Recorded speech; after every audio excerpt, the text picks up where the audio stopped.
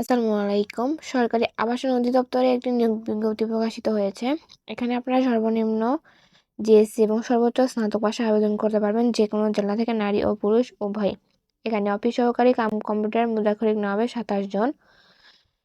যেকোনো বোর্ড হইতে মাধ্যমিক, উচ্চ মাধ্যমিক সার্টিফিকেট অর্থাৎ এইচএসসি পাশে আবেদন করতে পারবেন। এছাড়াও নিরাপত্তা প্রহরী, অফিস সহায়ক সহ বিভিন্ন রকম পদে লোক নিয়োগ দেওয়া হবে। আবেদনটি অনলাইনের মাধ্যমে করতে হবে এবং আবেদন করতে আপনাদের বয়স সীমা লাগবে 18 থেকে 32 বছরের মধ্যে। আবেদনটি অনলাইনের মাধ্যমে চলবে। আবেদনটি শুরু হবে 3/12/2025 এবং শেষ হবে 31/12/2025।